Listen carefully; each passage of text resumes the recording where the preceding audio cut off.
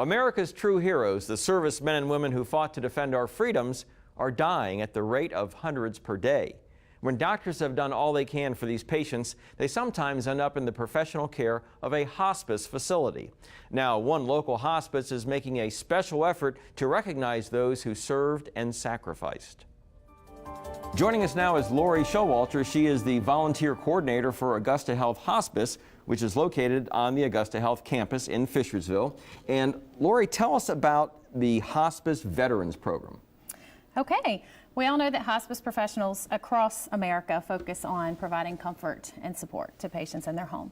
So the Veterans Campaign is part of National Hospice and Palliative Care Organization collaborating with the VA to provide a little more care for, not more care, but specific care to the veterans. 1 out of every 4 people dying in America are veterans.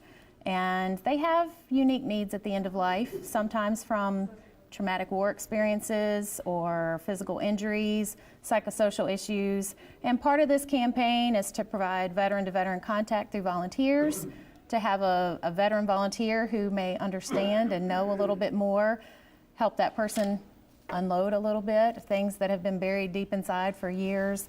Also, the vast majority of these veterans don't realize the benefits that are available to them through the VA, even the hospice Medicare benefits. So having these veterans on board just helps kind of with that collaboration of care to provide a little extra love and support to these folks that served our country. So we combine volunteer veterans to help with this program and be the conduit or the contact a lot of times for these veterans. That's right. Okay. And they tend to open up, more with somebody who's been there, experienced that. And we have one veteran in our care, a volunteer that retired from the Army after 21 years of service. He was a first lieutenant, and last year alone, he visited over 100 patients within our hospice. We have, on average, 10 to 15 veterans at a time in our care. And he takes these medallions out, branch specific, whether they're Army, Navy, Air Force, Marine, Coast Guard, and he salutes these patients and honors them and thanks them for the service that they gave to our country, whether it was 6 months or a career. And he also takes out these veteran-specific lap quilts, and these are made by volunteers, and the Shenandoah Valley Quilters Guild makes these for us on a regular basis, and they're all Americana fabric. And it's just a little token of our appreciation to them at the end of their journey, just to say, you gave all for us. Thanks for what you did. Let's honor you in the small way. Now, is this Hospice Veterans Program a part of all hospices? That's a great question, and we would like it to be, but you have to opt into that. It's a national campaign, as I said, through NHPCO, and every hospice has the opportunity to become part of that through their website. Okay. Now, tell us about the hospice criteria for being accepted into hospice. To be accepted into hospice, you have to have a life-limiting illness, normally with a prognosis of 6 months or less if the disease runs its normal course.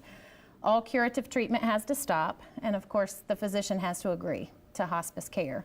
And normally a caregiver is in place. We do have some patients that live alone, but the main thing is that curative treatment has stopped. Everything becomes palliative at that point, and our focus is comfort care and keeping the patient comfortable where they want to be.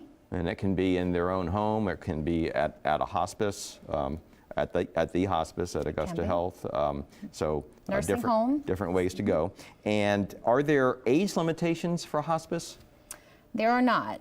Not all hospices serve the pediatric population. We happen to be one that does. So we do not have age limitations within our hospice. We serve pediatrics all the way through. I think our oldest patient was 105.